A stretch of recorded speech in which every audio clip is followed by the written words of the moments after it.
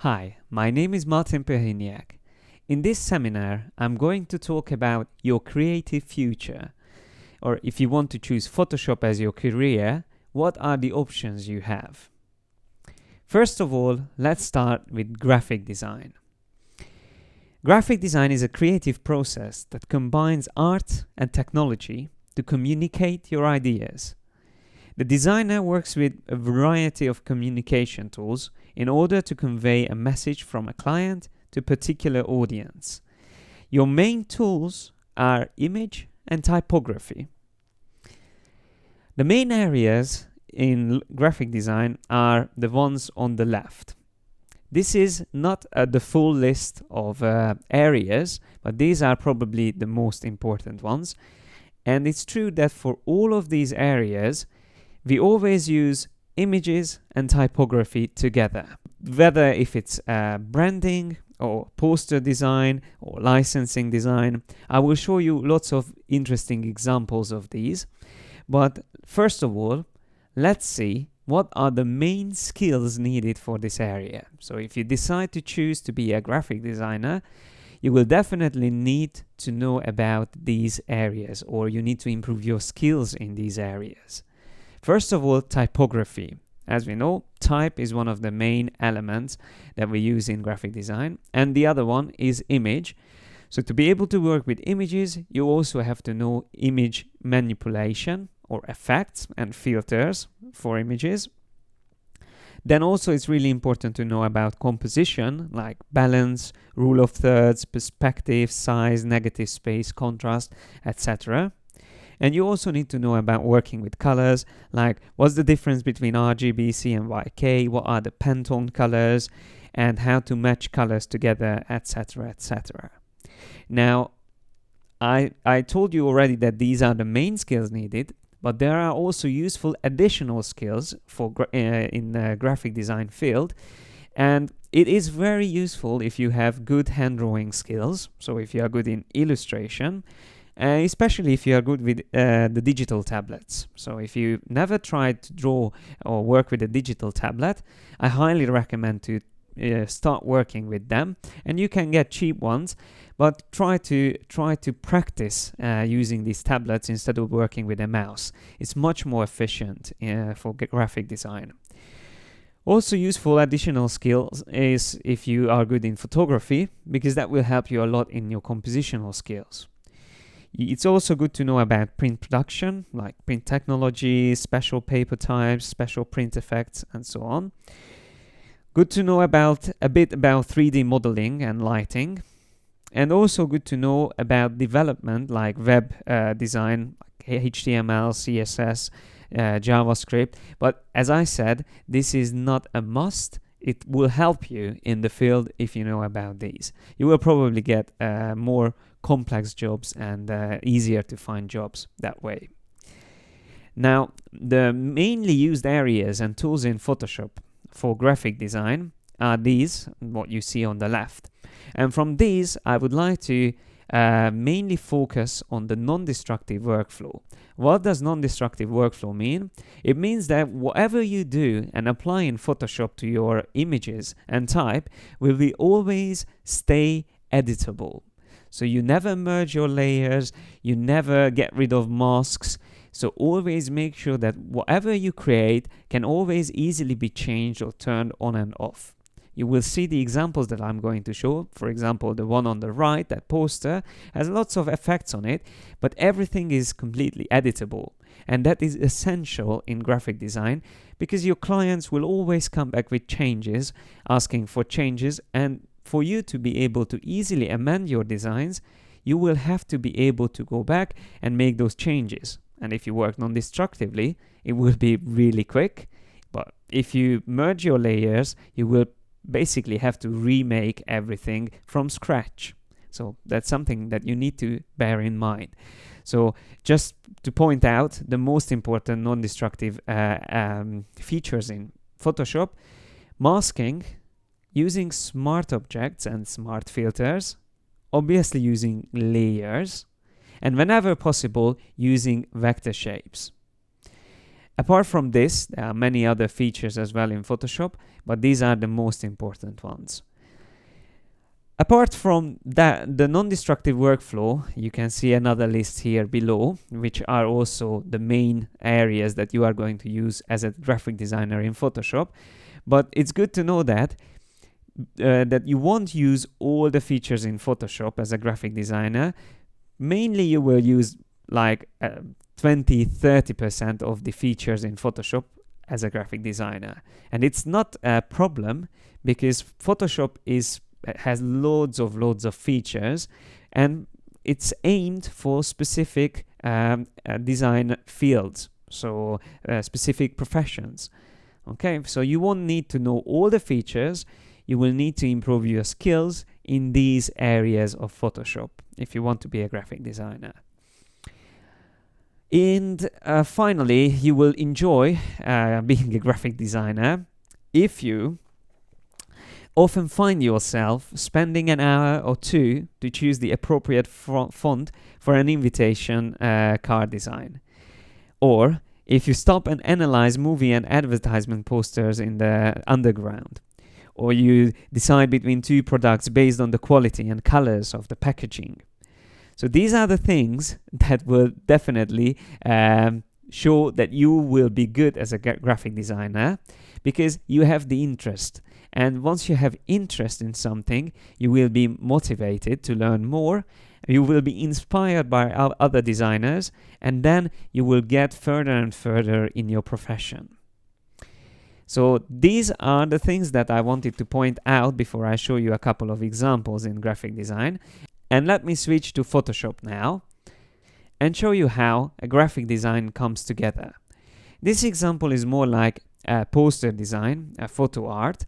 In this case, it's without type. It's mainly concentrated on the image and on the effects. But I would like to just point out the non-destructive workflow's advantages. So if I alt-click on the eye icon on the background layer, that will turn off all the other layers I have, and then I can turn them on back on again one by one. So as you can see, that's the background layer.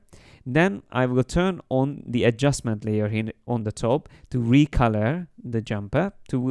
I wanted to do this to match all the other colors in my design.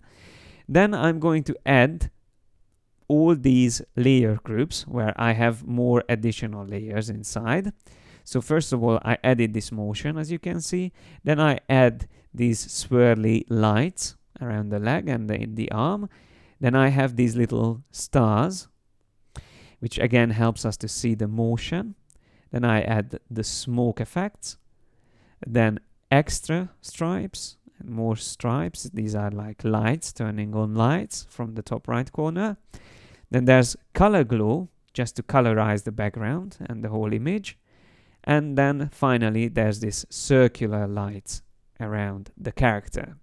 So as you can see, we can always go back and make changes to these elements. For example, if I want to move this around, these circular shapes, I just need to select it and use the move tool and work with it separately. That's the advantage of working on layers and to work non-destructively. The next example is very similar, but here we already have type. So once again, let me go back to the beginning with the original photograph. Then we have the text, which is created directly in Photoshop, although it looks three-dimensional. And then we have the decoration. And I would like to point out that it is always essential to make your image and type and effects work all together as one whole design. That's the most important thing in graphic design, I would say, because if you have these elements just floating in space without any interaction, your design will lack the interest. Okay, so you have to make it look realistic, you have to make it look interrelate somehow. So interact the type, the background, foreground, and the image elements. So to tie these elements together, you can already see that I have, for example, her shadow overlapping the design elements here. And the design elements also just wrap around the whole image. But then I have also extras like that little lizard and also some edit colors on the shades. Plus, on top of that, I have colors which will again blend the whole image together and helps to make the interaction between all the elements.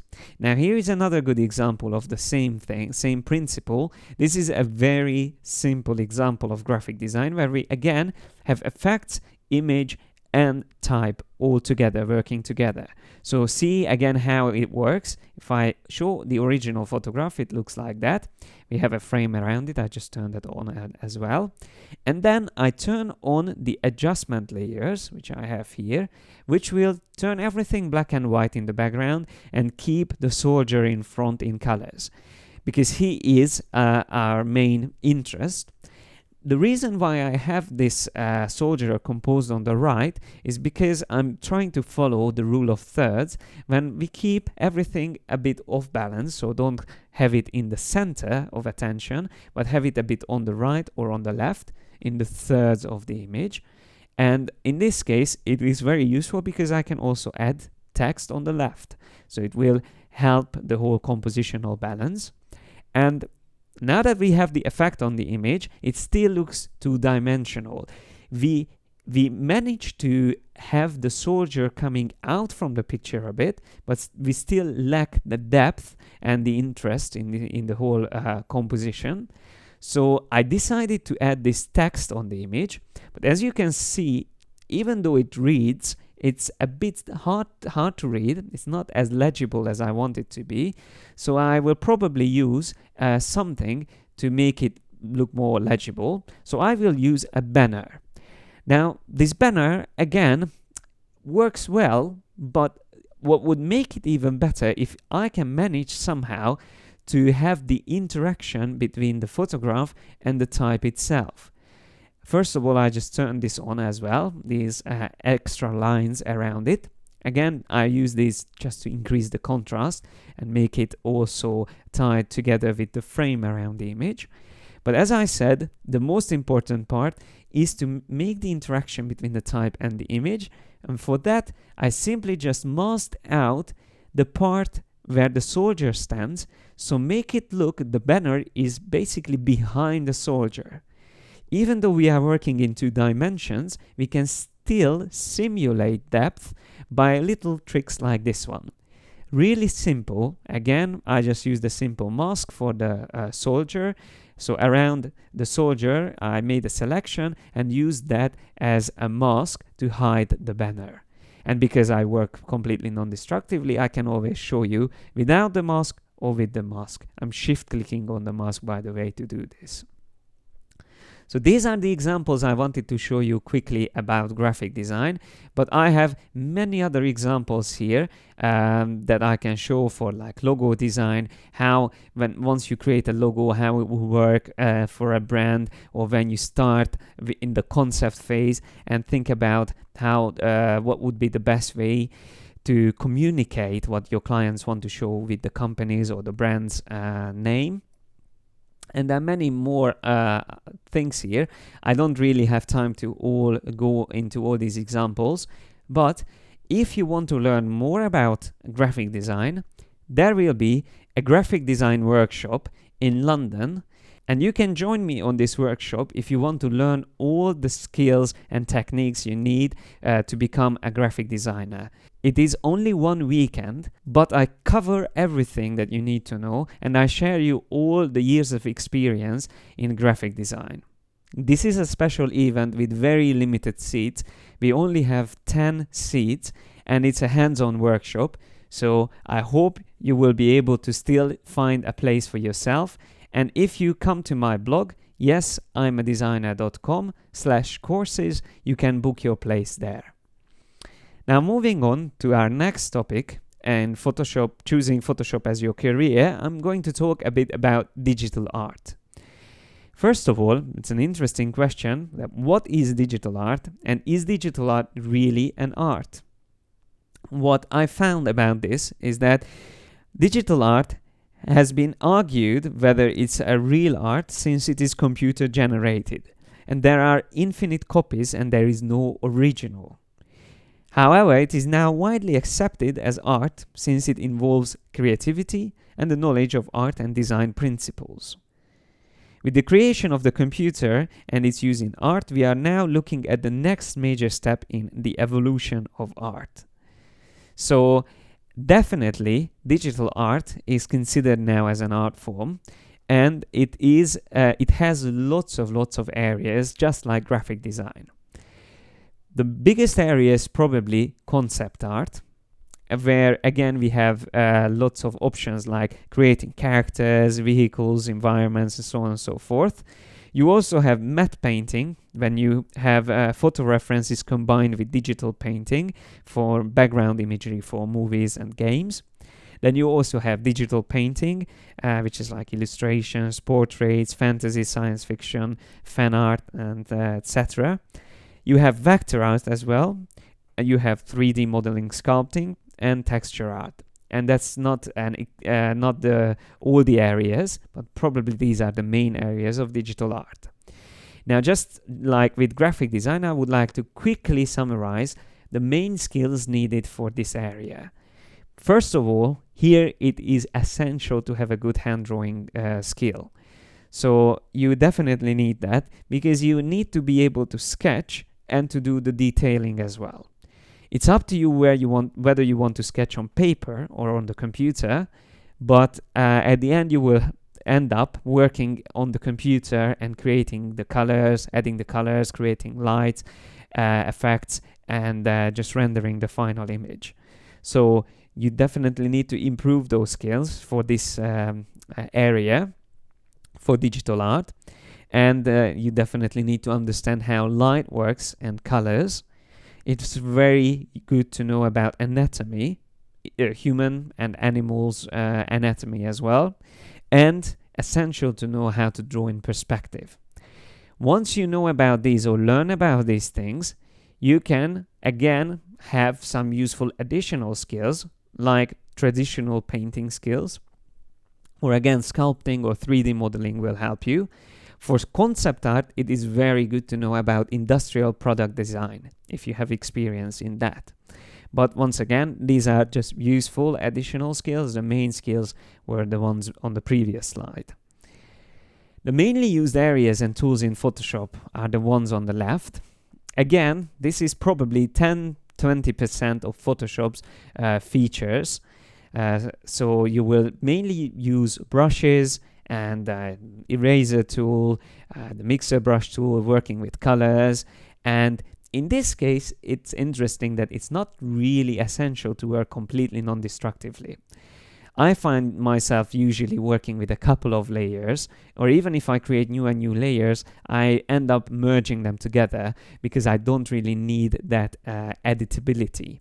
So here you work on probably background, foreground, and some elements separately, but you won't have as many layers and smart objects as in graphic design. You will enjoy being a digital artist if you watch fantasy and sci-fi films just to see the concept art coming alive.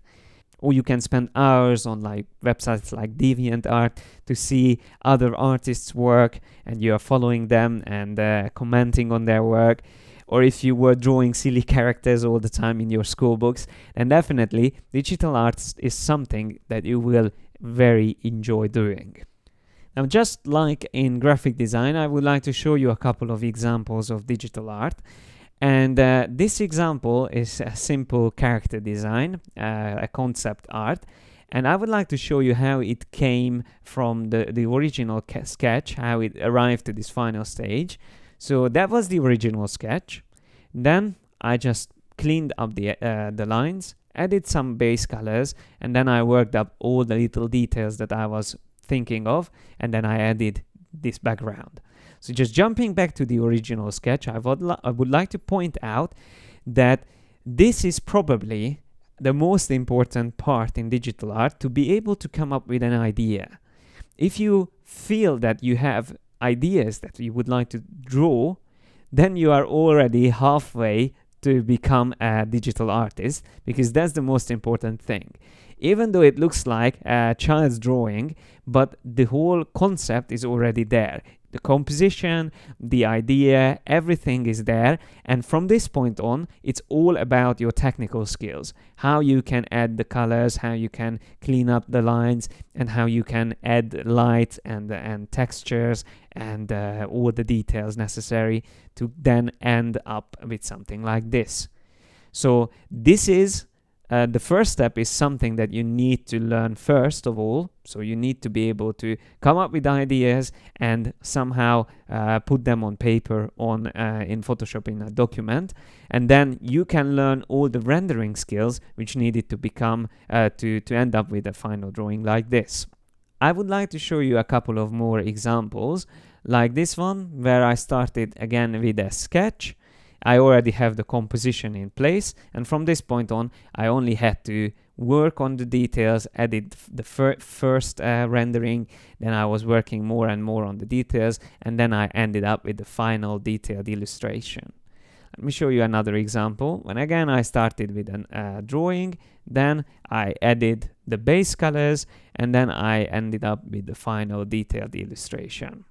Another good example shows you in concept art when you have a thumbnail sketch first, then you create a hero pose sketch, line drawing, and then ending up with the colored illustration on the right. So this is the simplified workflow that most of the times you end up doing in digital art. But as I said, there are so many areas, and unfortunately I don't have time to show you all the examples from all these areas. But what I can tell you is that there will be a special digital art course which I'm going to teach in London.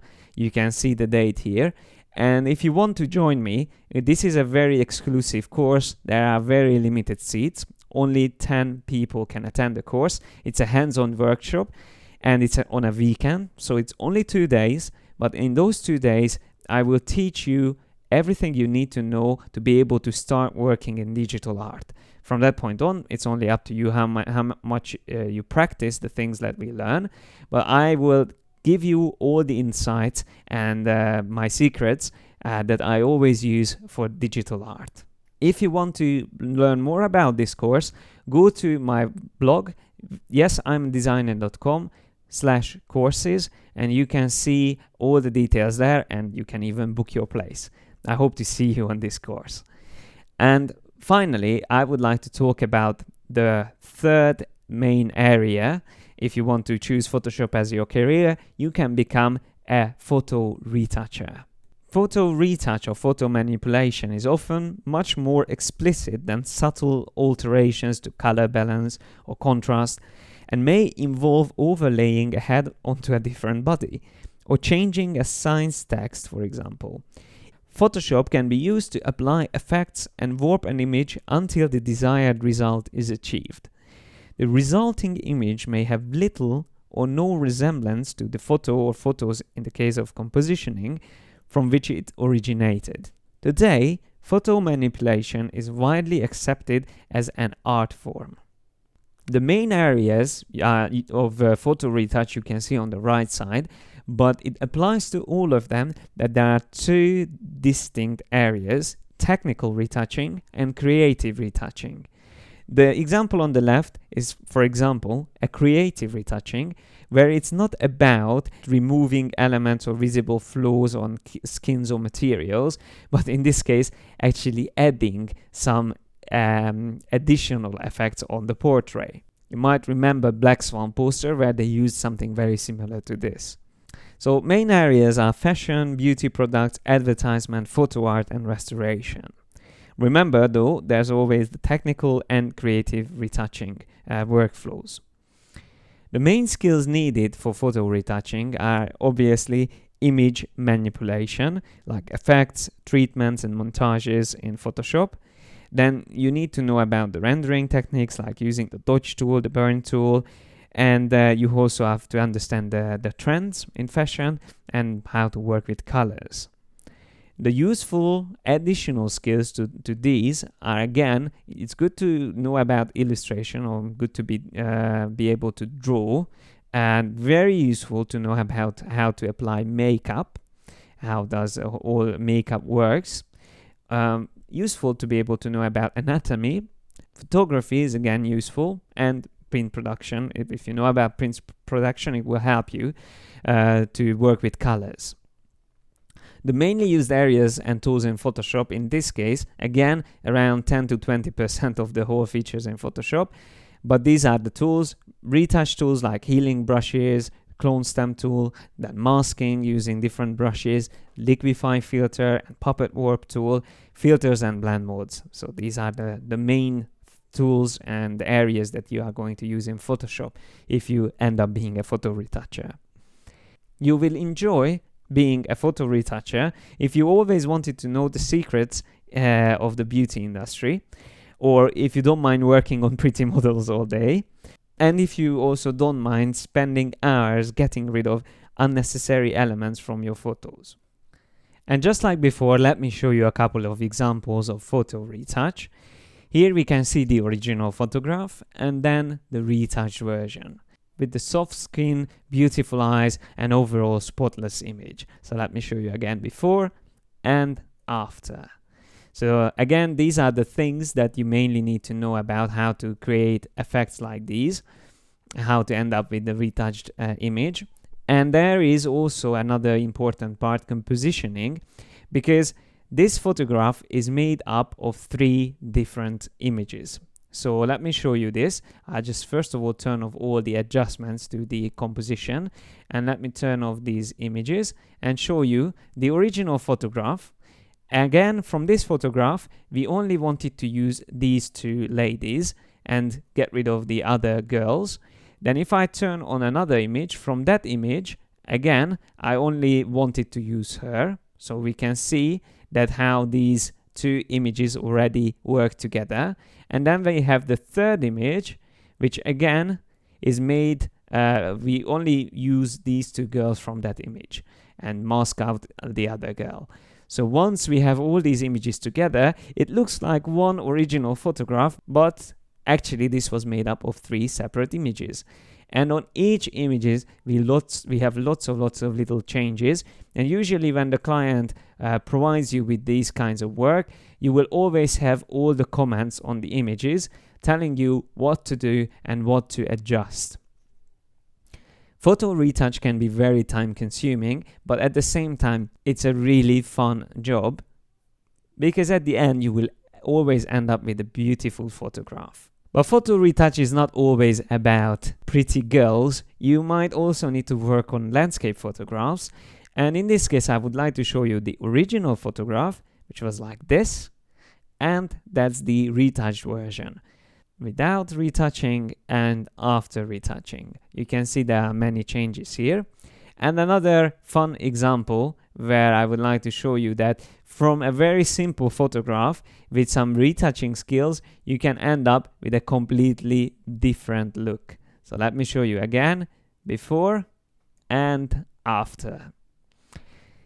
Once again, if you want to learn more about photo retouch, I'm going to deliver a special course aimed at photo retouching. And here you can learn all the skills you need to become a photo retoucher. This is a weekend course, a hands-on course with very limited seats. So once again, there's only 10 seats available. And if you want to book your place, you can come to my blog, yesimadesigner.com/courses. And there you can learn more about the course itself or book your place on the course. If you always wanted to learn more about retouching, this course is definitely for you. And in 2 days, you will be able to learn everything you need to know. And last but not least, I collected some questions that I usually get from my students that you also might ask yourself. For example, are you creative enough? Now, this is a really interesting question. And just quickly, what I would like to tell you is that creativity is not a talent. So you can be creative, you only need to be playful. For the second question, how long will it take to get somewhere in the creative industry? It mainly depends on your motivation. And if you can be self-disciplined and you have the desire to create, you can end up being in the industry in a couple of months, or it might take you more, but the more time you spend on learning, obviously, the faster you will get there. it is better to focus on one area at a time instead of trying to do graphic design, digital art, and photo retouch at the same time. It's always better to focus on one. But once you feel that you are good in one of them, you can always start working in the other field, and the two will actually help each other. So you will be better in both of them. The best resources, I would say, to learn and improve your skills is definitely the internet, like blogs and online art communities, tutorials, and just to find inspiration from other designers' works. You can also learn a lot from courses, like the courses I was talking about. So once again, if you want to join my courses, just go on my blog. And sharing your techniques and work is again another great way to improve your skills, because I would say teaching is the best way to learn.